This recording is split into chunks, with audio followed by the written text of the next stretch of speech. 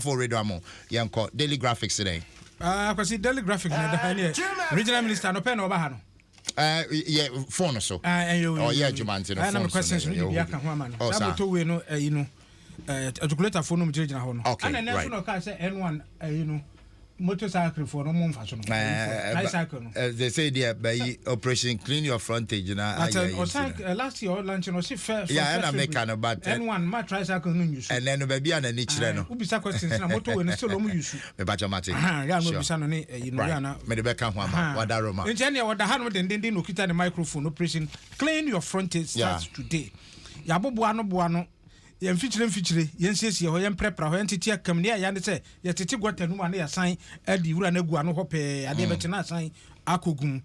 enti regional minister wo de wo sia wo yo wa se di nu chegnam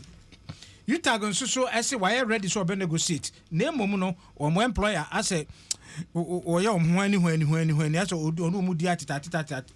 ana higher standards for mining firms so ehun sese wa hanu na esane wa hanu resolving critical challenges 25 bridges near completion daily graphic and a government and so at the 150 vehicles ama SHS any agencies ahodo bi say won fanya dwuma bisuku esi akwase Stevens Presby Senior High Technical School Adom yenya boss ni bi modem yenya bi yesu ache yenya bi pa daily guide 11 suspected robbers in so yachuom and Apeatse tragedy no so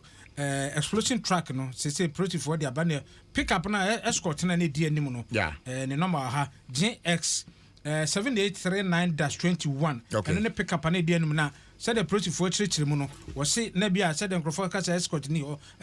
na bia no me imagine say protocol na di anim nya sa na tie ana vice president so na on insurance so di nkomo say corruption fight no won so mu bi won wa na na so say the 150 vehicles am school so mfanya dwuma Ghanaian Times so e wa hanom na o say government launches 5-day campaign to push for herd immunity COVID-19 hu ense hu na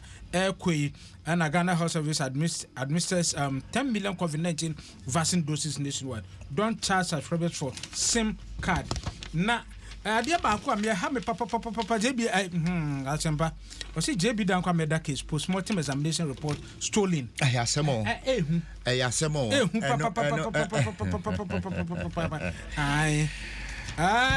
say you know the one character na person apostle ye de besi ha na that was name me questions regional minister na din koma ya na ebisa man was the JB Danquah you know yesterday stolen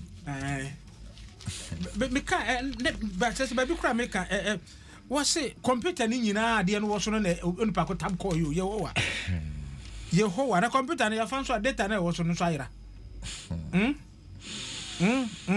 asempa PC I typed my own report on my PC in 2016 while I was at conference in Germany. Thieves broke into my house and packed everything. Bravo. Asum Drinker.